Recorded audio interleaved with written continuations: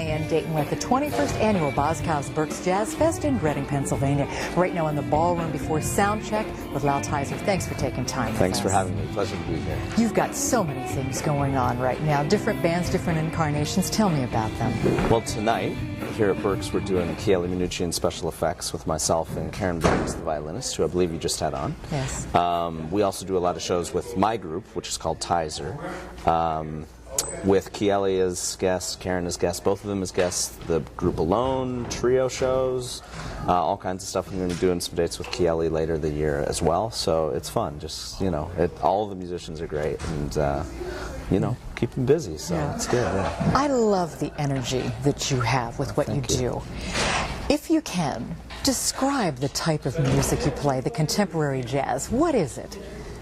I think we call it, I think the best description is world fusion, although it's got a bit more than that because there is some like elements of funk. There's definitely elements of world, a bit of Latin, little, you know, a bit of like Afro-Cuban influence, definitely just some contemporary jazz. And actually I come from a classical background, so there's some more epic kind of composition stuff too. It's a nice blend of stuff. I think people enjoy the variety that we do in the show with Tizer.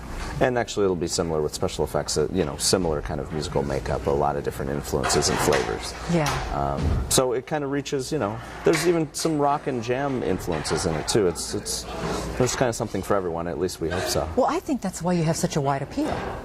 And that's why I think people gravitate to you, and especially once they hear you. There are so many different ways to connect in with what you're doing. No, I think that's the case. I mean, I think one thing for this genre of music that is important is to reach new fans, bring new people into the, you know, into the loop. So, you know, when we have something that can connect to a younger audience as well, like with a bit of the like rock influence, sometimes we have two guitars on stage, and they really go for it. So, I mean, you know, we've opened for a lot of groups and, you know, classic rock and jam bands and stuff like that. So yeah, I like to put us in musical situations that kind of make us be versatile and reach out to different audiences. But yeah, I would like to think that what you say is correct. Yeah. Let's talk. So much is usually the case that musicians like yourself gravitate to an instrument at a young age, and you are no exception to that. Tell me your story with that. When I was about 5, my parents got a piano for my sister. Originally she was going to get lessons. She's older, a couple years older. And I just used to kind of bang around on it as a little kid. I didn't know anything. I just was fascinated by it. I'd spend like, I think sometimes like an hour or 2 hours just playing around with it when I was like a little kid. Didn't know anything, and I asked my parents for lessons. They finally got me lessons right when I was about 9, and been playing ever since. But they always encouraged me to improvise. I had a knack for that, obviously, when I was real little, because I used to do it even without knowing anything about the instrument, just kind of by ear and whatever. So that was a good start, and I, you know, had an early start composing, which I think is important. That's what I was going to ask you about, because as you improvise, you've got a real skill and talent with that. How was that cultivated? I mean, somewhat because my parents, I think my dad recognized that there was that, you know, that I had a natural proclivity for it, I guess. You know, I mean, I think musicians come in many forms. Some people are like, you know, I did grow up playing classical music, but I never, you know, I was competent and good, but not like a great classical pianist. I never went that far with it. I was just always more into being creative on my own realm, and I think that, you know, the teachers that I had saw that and encouraged it, and then, you know, as I was getting into high school, I kind of started to figure out a path and just knew that, you know, just got to keep writing and composing and developing your own voice. I think that's, you know, in music, that, like I said, there's many people. There's always going to be a piano player, a keyboard player who can play better, can play this better, can whatever. But no one can be a better you than you. You have your own voice, and if you really cultivate that, then hopefully you can have a bright, you know, well, what do you hope we feel or experience when we're at one of your shows?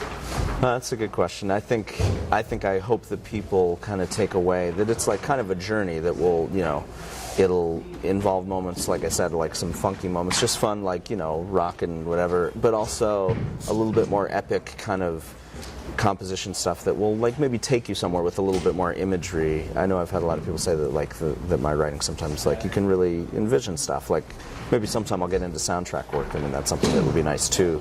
So hopefully people feel like they kind of go on a journey with you through these different flavors and whatever, and then you kind of start off high, maybe bring them down, take them in a couple of places, then come back at the end, and you know, bring them back, leaving on a high note. And the one comment we always get is people say, you guys look like you're having so much fun. The band really interacts on stage, and we really let it hang out. It's different every time.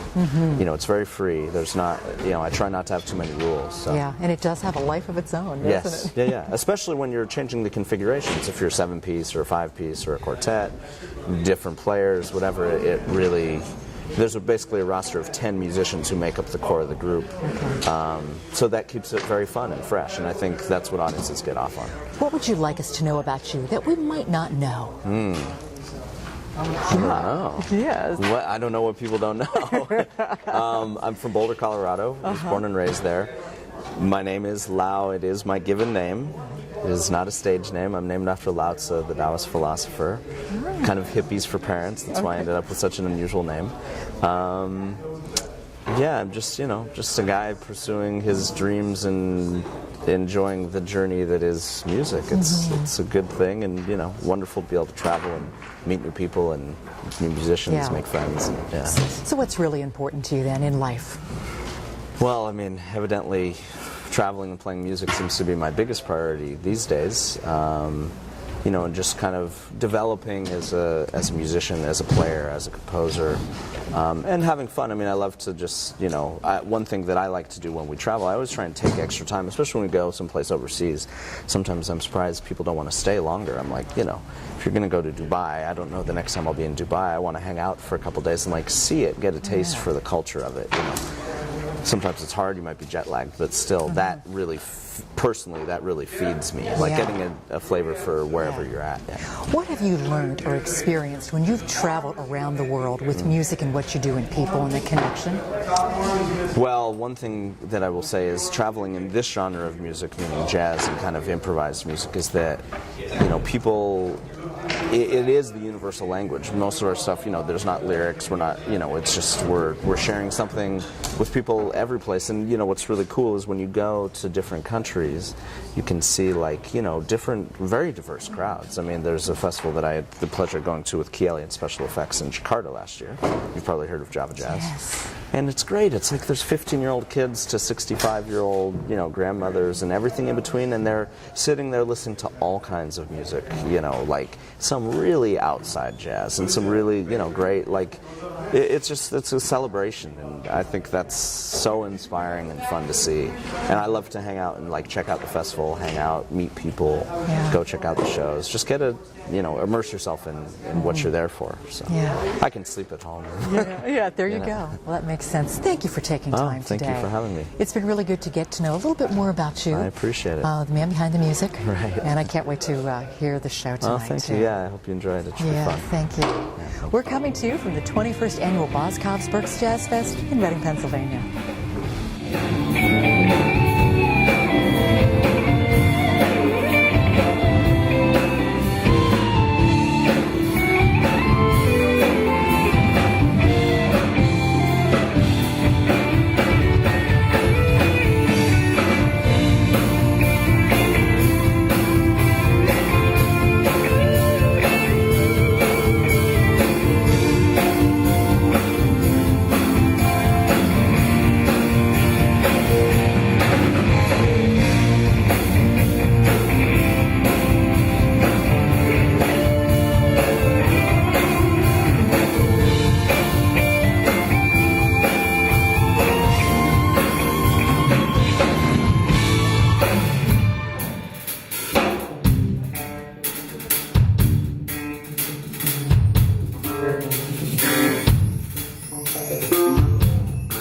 Thank you.